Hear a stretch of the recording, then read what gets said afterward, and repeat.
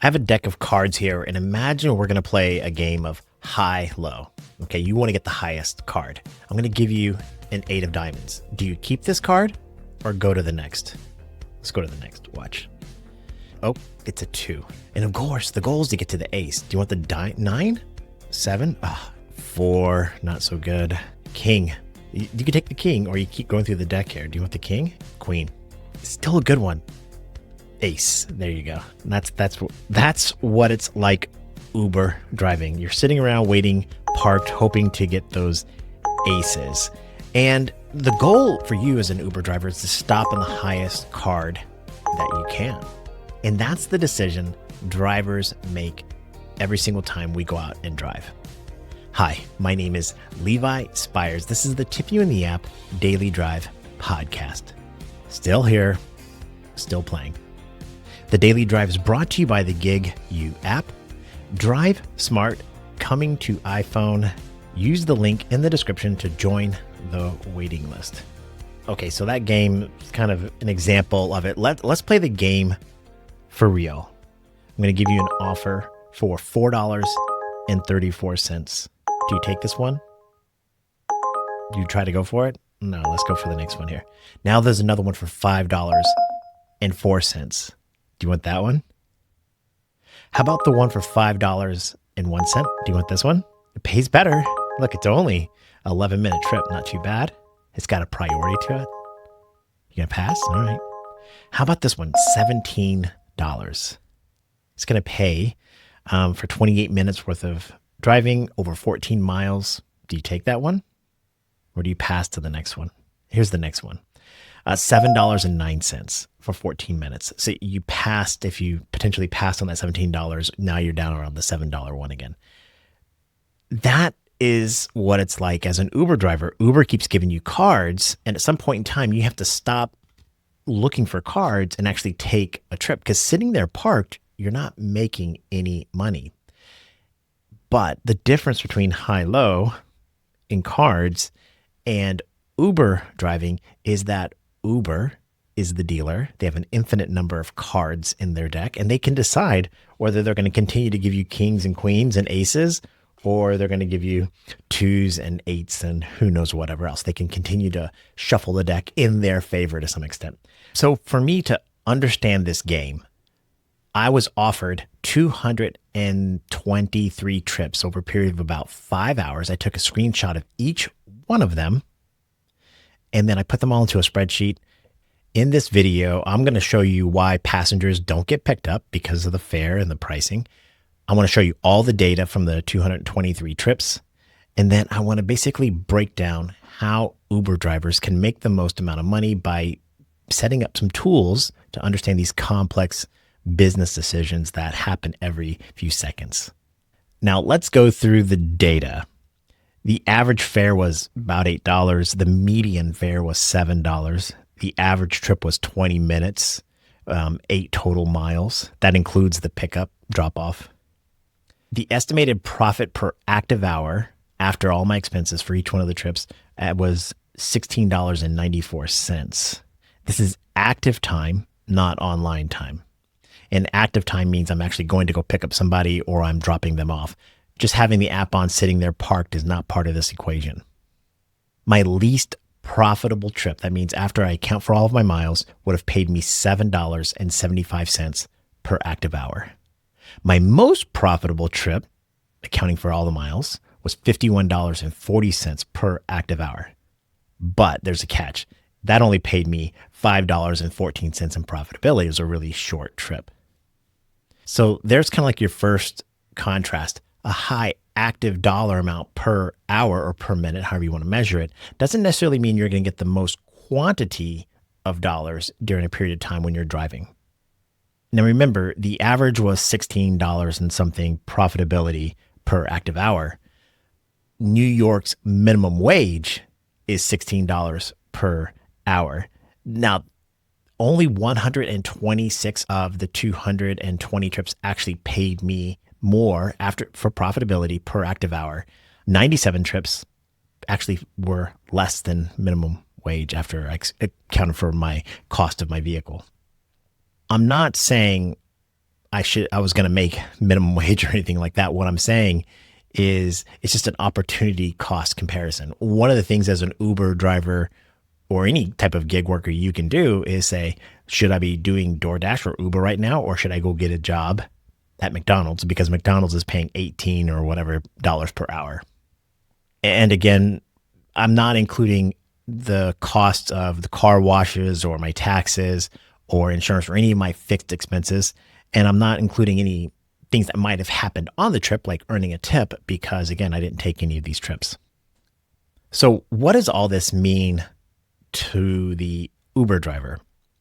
If we were to break up the trips into quartiles, the bottom 25%, the top 25% of the trips averaged $24.21 in profitability per hour. Whereas the bottom 25%, they averaged $12.06 per hour. Another way of saying that is if you just wait for the top 25% of the rides, you're going to make about double if you really just took the lowest paying trips. And this boils down to acceptance rate. Uber, DoorDash, Gig, apps, they all push for drivers to accept as many trips as possible. We're going to give you offers, and they want you to take those offers because somebody's waiting to get picked up or their food is hot and ready to get picked up. And what drivers have to do is this calculation. Should I take this trip or not take this trip? Because there's a calculation of time and miles. What this experiment shows, and I think most gig workers kind of understand this, is the lower your acceptance rate, waiting around for the highest paying trips will pay you the most amount of money per active hour. Every time you take a trip, and that trip is going to pay you the most amount of money, while you're on that trip, you're making the most amount of money. But it doesn't account for the dead time sitting parked. And every gig worker, every Uber driver has to balance taking the highest paying trips and their utilization rate.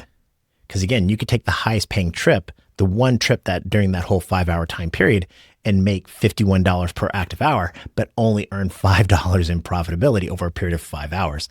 And that doesn't make any sense. So the idea is to stay busy, but only taking the most profitable trips available to you. That's the game. That's what being an Uber driver, a gig worker is like. You think that the game or the job is about driving people safely and professionally and doing. No, being a gig worker, every time a trip comes in, you've got 15 seconds to decide, do I want to take this one or not? And you have to do calculations. And by the way, that's why I like GigU. GigU is a sponsor of this channel, and GigU does these calculations for you. They take the screenshot, but you can also set your own parameters on which trips are the best and the worst. Green, take this trip. Yellow, maybe not. Red, you don't have to take this trip. And it shows right there on the screen, and it makes it super easy to make all the financial calculations. That's why I like GigU. Now, not only is every single trip unique in terms of the dollar amount, the time, and the miles, you get offered different types of trips. For me, I get offered UberX and Uber Comfort rides. I get offered priority trips, reservations, a bunch of them. So let me break that all down for you here. Comfort trips paid really well, $27 in profitability. I had 5 of those. Airport trips, so any trip going to or from the airport paid well. Priority trips, when somebody pays that extra few bucks to get you to come and pick them up quicker, those paid better. Flash incentive were $21 an hour. Reservations, $19 an hour. Now here's where it gets interesting. Uber's going to put all these other badges, these labels on these trips, very much like a casino would, to incentivize you to take these trips, but they don't necessarily pay as well. For example, Uber will say, this passenger is a VIP. Well, that only paid $17 an hour. Non-exclusive trips or Trip Radar trips, they actually were $17 an hour, whereas Uber exclusive trips were $16 an hour. We used to think Trip Radar is where trips go to die. Bad trips go to die. The reality is the exclusive trips paid almost $1 less per hour in profitability than the Trip Radar trips. Without the pro perk, the 5% pro perk for being an Uber Gold, I made $17.48 in profitability per hour for those 125 trips. But because I sat parked for so long declining trips, my 5% pro perk went away. But the trips with the pro perk actually paid less profitability per hour. Now there's time of day functionality to that, but that's pretty interesting is the trips with the pro perk actually profited me less per active hour than the trips with it. UberX trips, $17 an hour. A passenger that rarely cancels that badge, whatever that means, $17 an hour. If the passenger was verified, $17 an hour. If the trip was exclusive, like I said, $16 an hour. And then multi-stop trips paid the least amount of money per hour at $15. Automatic decline. I don't see any reason to ever take a multi-stop trip. Now, here's some important context. This was Wednesday in Syracuse, a super slow day. It was middle of the day, and I'm in Syracuse. This is not indicative of the entire nation, but there were some really interesting findings with this data, and I think every driver can do this type of experiment. And of course, these trips can be offered together, a comfort reservation, UberX priority multi-stop, so a VIP that rarely cancels. So this is not indicative of all the trips. It's just like when I start to categorize each one of them, I wanted to be able to measure what that profitability was. Here's what I would tell my passenger friends, my friends that order Ubers. Number one thing, do not do a multi-stop trip. If you're, especially if you're in a hurry, you got to go from here to here to here or whatever, because Uber just doesn't pay that well for it. I'm advising my fellow drivers, don't take those trips. They're the least profitable trips that I found. And if you add a multi-stop, drivers are going to see that ahead of time. Now, there are passengers that try to trick drivers to some extent. They order a lot of multi-stop rides on a regular basis. They know that if they order a ride, the driver accepts it and then adds the multi-stop while the driver's with them. There are ways around it, but please don't do that. Don't do that. That would be the worst. And the reason why is this. When the driver stops at the stop for the first 2 minutes, they're not getting paid. So if you had a multi-stop to run to a gas station to get some cigarettes, well, that first 2 minutes of that stop at the gas station, the driver's not getting paid. And then only after that, here in the city of Syracuse, I'm making 26 cents per hour, which is roughly the minimum wage, I believe. So that 26 cents per minute is only starts at minute 2 and 1 second or whatever it might be. So I'm just giving you free time, and drivers hate that. Time is the most important factor while we're out there driving. Another thing, being verified, VIP rarely cancels. I don't know how passengers do that. I guess Uber probably identifies that within your passenger profile and then just automatically puts it in there. But that means nothing to the drivers, at least not in terms of profitability. Verified matters a little bit. It means that there is some sort of safety thing. But again, I've had verified passengers that are not as good as non-verified. So there is that. And then 40 of my trips were 5-star passengers, and there were 39 of them below 4.9. I could not see any actual profitability differences between the passenger ratings. Now, that being said, is I've done experiments like this before in the past where passengers with the higher rating tip more often. So drivers try to pick up passengers with a higher rating, but the rating doesn't affect the fare. So I wanted to do an experiment. I have a list, right, of all these trips sitting into a spreadsheet. And I thought, what if I just took every single trip? What would happen? Now, of course, these trips happen and they go to different locations, and this is not realistic. It's not real that the way it would play out, but it's a good way to kind of analyze the data. So taking 100% of the trips means that if I took the first trip, I had to wait until that trip is over, then I can take the next available trip in the sequence in which they were given to me. I would have taken 14 trips, earned $139 in revenue over that 5-hour time period, $38 in cost because I've drove so many miles. My estimated profit was $101. I would have driven 127 miles, 5 hours and 30 minutes online, and I would have got done around 6:16 p.m. My estimated profit per online hour was $18.48, and the estimated profit per active hour was $19.80. $1.93. But I don't think most drivers take 100% of the trips. We all are selective. And I was thinking, like, what if I came up with my own selection criteria? So I went into the GigU app. I set my mileage at, I think, $1.79, made it green. And I went through this whole selection process and I did the exact same experiment. I saw 67 trips. I selected 12 of them.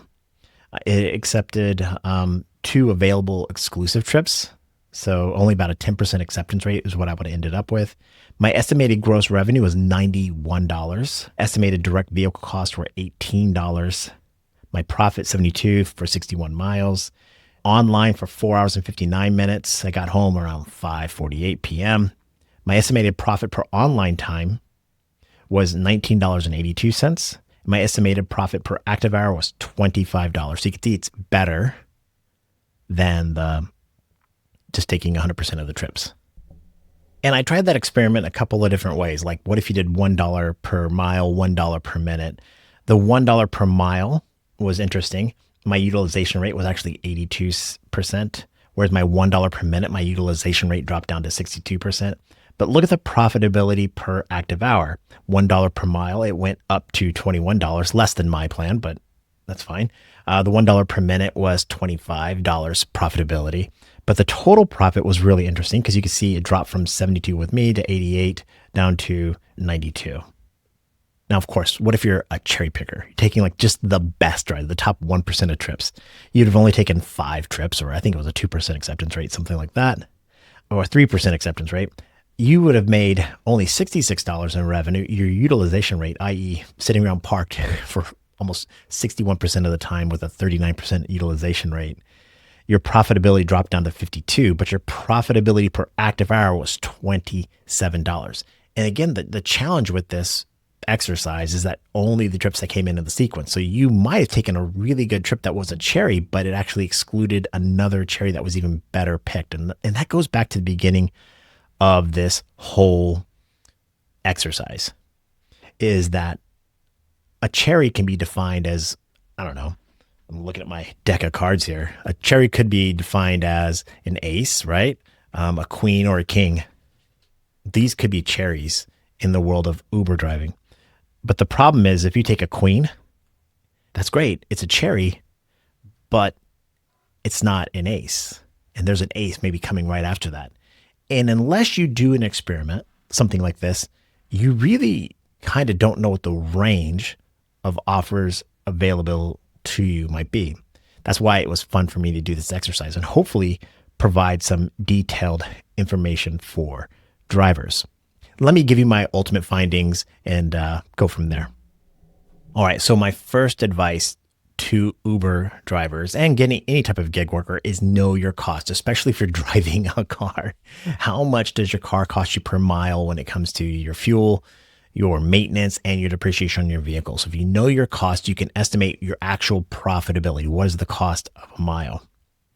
And then from there, set a minimum profit standard. And that profit standard should be based upon miles and time.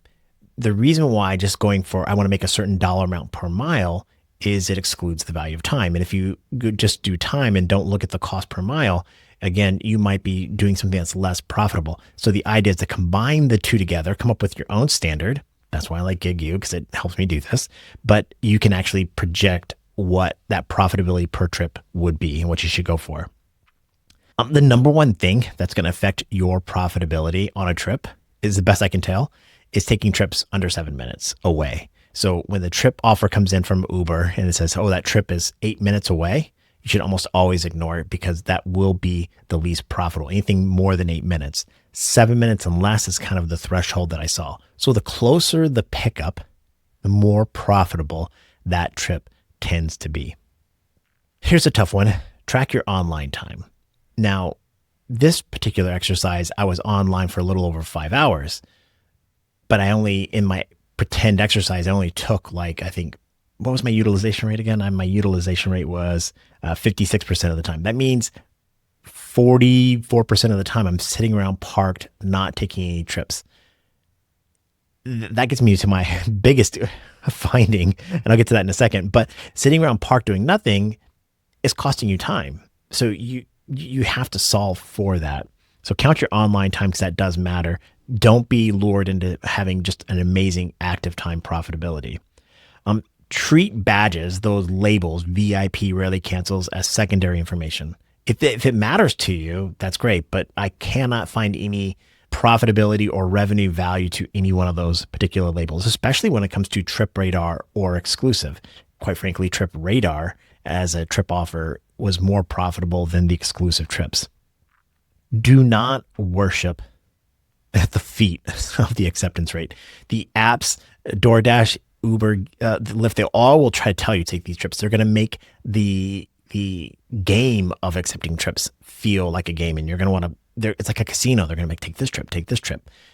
Just calculate and know what is profitable and not profitable for you. So if you know your costs, you've done this research on your own, you've done this experiment yourself, you will know the range of what is profitable, and you can just ignore all the noise and take those profitable trips. Sometimes your acceptance rate might be really high. Sometimes your acceptance rate might be low. But again, I did not, with the new Uber 5% Pro perk, I actually got paid less having the 5% Pro perk on the trips that offered it than the ones that didn't. So that's really important.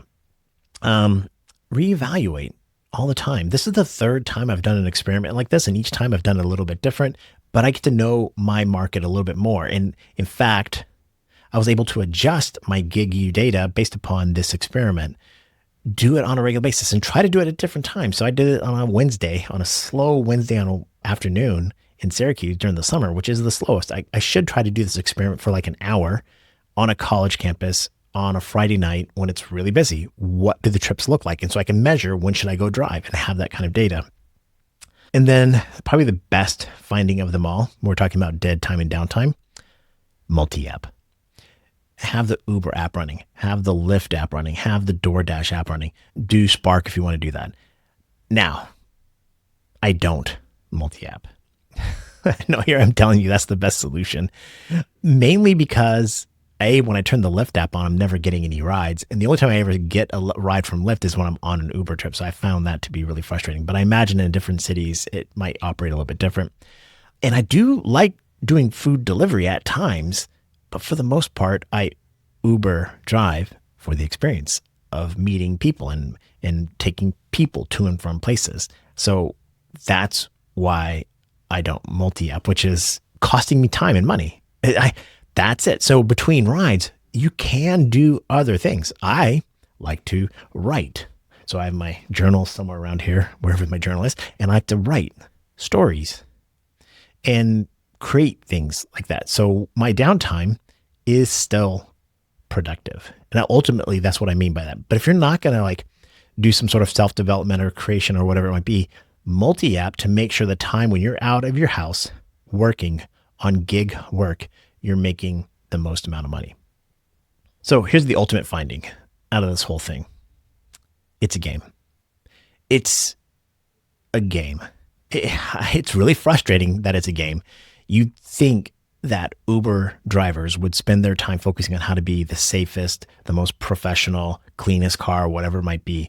But the reality is this: the way you're going to make the most amount of money as a driver, because every single ride that comes in is a variable, unique price in and of itself, is to pick the best trips. And there'll be times to cherry pick, and there'll be times to take a lot of the trips. So your acceptance rate is going to vary. But that is the game. Uber gives you a ton of information. The fare, the pickup distance, the pickup time. If the passenger rarely cancels, they're going to give you all this data, but it's incomplete. If you aren't able to calculate your profitability, sometimes those numbers will make you feel like the trip was worth it, but it may not be. So you have to know the profitability, and to break down the revenue minus your cost of your miles, take it into a relatively simple thing to measure your profitability per hour. That's what you should do. One more time, that's why I like GigU. It's not a sales pitch for GigU as much as an app that tells you, hey, green, this one meets your profitability. Yellow, this one may not. Red, this one doesn't. And so that way you can focus your time on trying to get to or from locations You can pick trips based upon passenger rating. You can be like, oh, this one's going from a nice hotel to an airport. It's yellow, but it's a 5-star passenger. I probably should still take that trip. You can make those decisions. So instead of spending your time trying to calculate the math, it's all solved for you. Yeah. Do you guys do any of that? Hopefully some of this data is helpful for you. Again, go to the website. There's much better breakdown with much more details. You can watch the video, the screen recording of every single ride that came in, so you can kind of understand what that was doing. You can look at my spreadsheet, and then you can see a detailed analysis that's much more complex than I can give you in this video. But yeah, let me know, drivers, if I missed anything or not. Let me outline the details of this experiment. I drove around Syracuse on August 5th, Wednesday, for a little over 5 hours, recording my screen and taking screenshots of every single trip. Uber offered me during that time 223 consecutive Uber trips. Now, GigU, a sponsor of this channel, they actually took the screenshots for me, and I measured them against the screen recording.